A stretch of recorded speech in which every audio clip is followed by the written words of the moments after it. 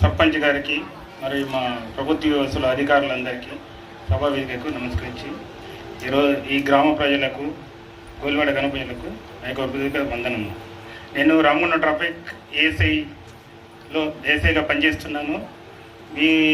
మీరు మీ పిల్లలు కానీ మీ భర్తలు కానీ రోడ్డు మీద వచ్చినప్పుడు హెల్మెట్ ధరించాలి. టూ వీలర్ మీద హెల్మెట్ ధరిస్తలేరు. దాంతో యాక్సిడెంట్లు బాగా జరుగుతున్నాయి.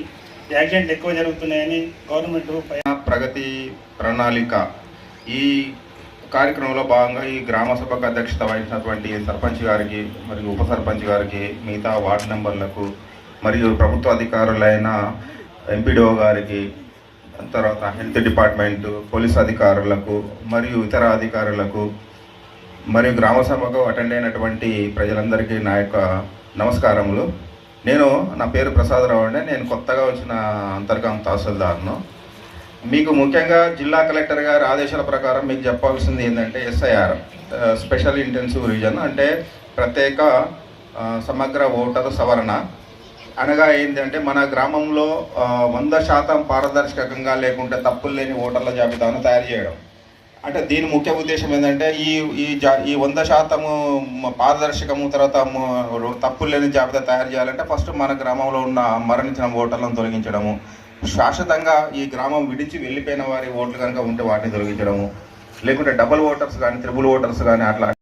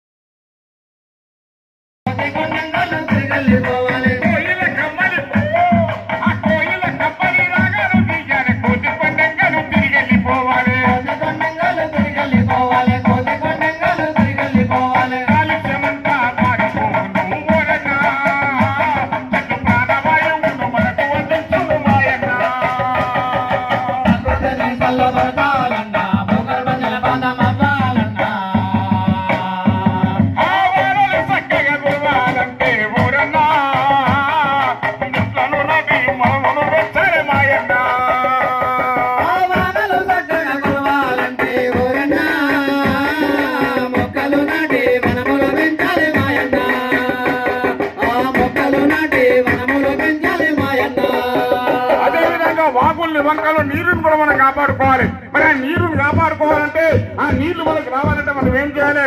చల్లటి ప్రకృతి మనం పుట్టిస్తేనే ఆ చల్లటి ప్రకృతికి పైనుంచి వర్షం పడుతుంది. ఆ పట్టవాన ఈ భూదేవి ఒడిలోకి పోతుంది.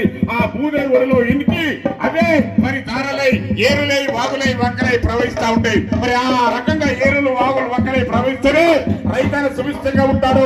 రైతన్నకు చక్కని నీళ్ళంతా ఉంటాయి. మరి చక్కని పంటలు పండించి ప్రజల మంచి ఒక పద్ధతిలో రైతన్న 24 పని చేసుకుంటూ ఈ దేశానికే మరి రాజాయి, మరి దేశానికి అన్నం పెడతా ఉంటాడు, ప్రపంచానికి అన్నం పెడతా ఉంటాడు. అవునా కదా? మరి ఆ రకంగా మనం ముందుకెళ్ళాలి.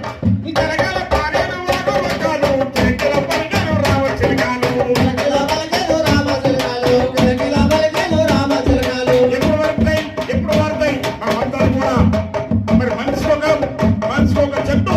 మరి ఈ రోజు నుంచి మనం పాతి ఆ చెట్టాలు పెంచి మన గ్రామాన్ని కూడా ఒక అడవిలాగా ఒట్టిస్తే, ఒక అడవిలాగా కనబడితే అప్పుడు గరగల చెరువులు మారుతాయి, గరగల వాగులు పడితే, వంకలు పడతాయి. అప్పుడు రైతులకు చక్కని నీరంతా ఉంటుంది, చక్కని పంట